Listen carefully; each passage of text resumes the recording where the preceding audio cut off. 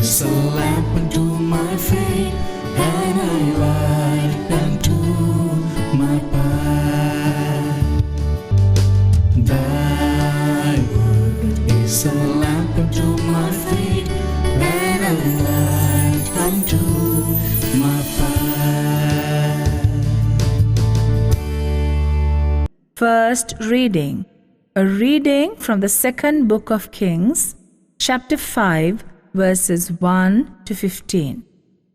Naaman, the commander of the Syrian army, was highly respected and esteemed by the king of Syria, because through Naaman the Lord had given victory to the Syrian forces.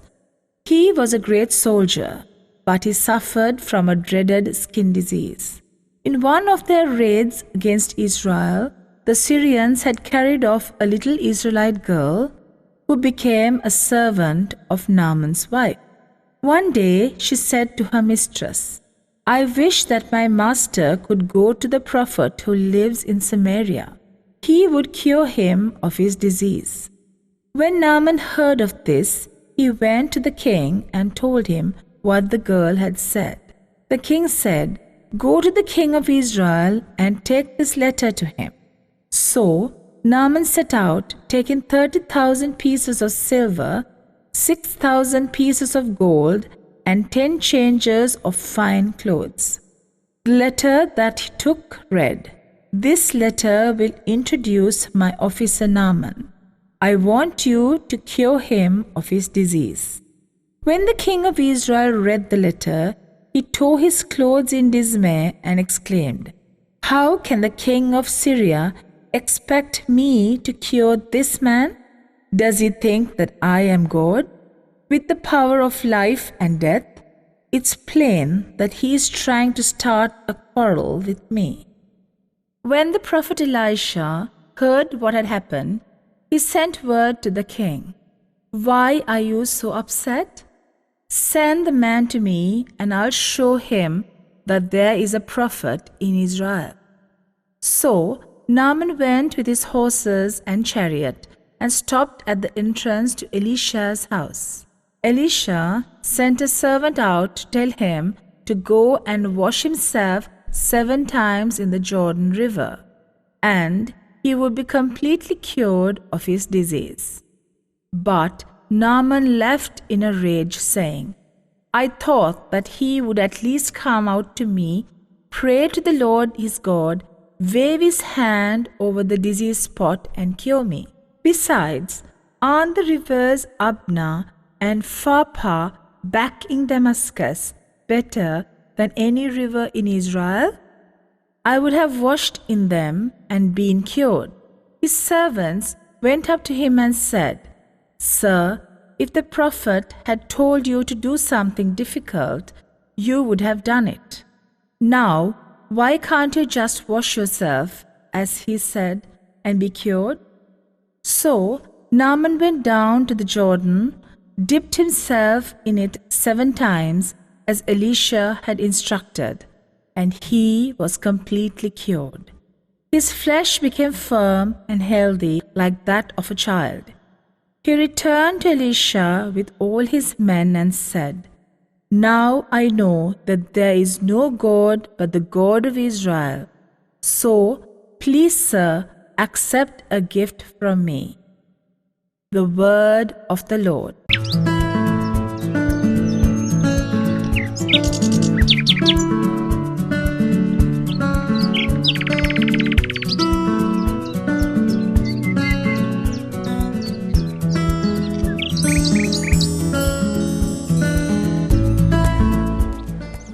Jesus, we know that you want to see us, see each and every one of us in heaven. You came to save the whole world. You want to see that everyone will be saved on the last day. Therefore, help us to accept the salvation which you brought us out of our freedom. A reading is taken from the Holy Gospel according to St. Luke, chapter 4, verse 16 and verses 24 to 13. Then Jesus went to Nazareth, where he had been brought up, And on the Sabbath he went as usual to the synagogue. He stood up to read the scriptures. I tell you this, Jesus added, prophets are never welcome in their hometown. Listen to me. It is true that there were many widows in Israel during the time of Elijah, when there was no rain for 3.5 years, and a severe famine spread throughout the whole land.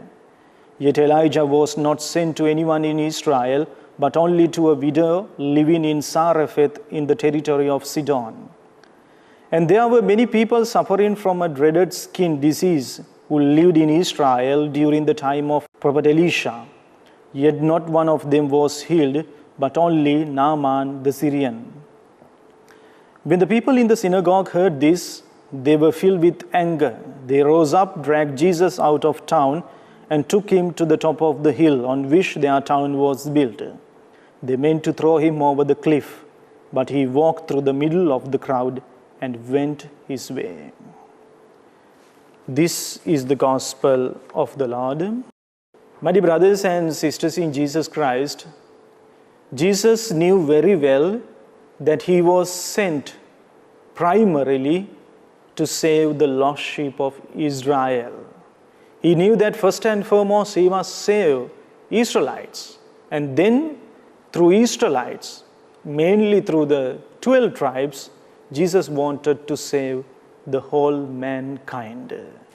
My dear brothers and sisters in Jesus Christ, but Israelites as God's chosen people, they were slow to believe in Jesus. They were very slow to accept Jesus as the Messiah. Therefore, Jesus had to change his initial missionary plan. Jesus had to turn towards the Gentiles because they manifested a lot of faith in Jesus. Jesus saw that Gentiles' faith is more stronger than the faith of Israelites. My dear brothers and sisters in Jesus Christ, in today's gospel, we see how Jesus was rejected by his own people at Nazareth. Therefore, before this rejection, Jesus quotes two incidents which took place in the Old Testament. First and foremost, Jesus says, when there was a severe famine in the land of Israel, Prophet Elijah was not sent to any of the widows in Israel, but he was sent to a widow in Zarephath. And in the second case, Naaman, a Syrian soldier who was a leper, was cured by Prophet Elisha. And no leper in the land of Israel was cured by Prophet Elisha. In other words, Jesus said, what is important is faith. What counts, what matters is faith. If you have faith in me, whether you are an Israelite, whether you are a Jew or non-Jew, it doesn't matter. Whether you are a Jew or a Gentile, it doesn't matter. You may belong to that ethnicity or this ethnicity, that doesn't matter. What is more important is faith. Therefore, my dear brothers and sisters in Jesus Christ, even today, Jesus is ready to save us. Jesus is ready to bring us his saving message.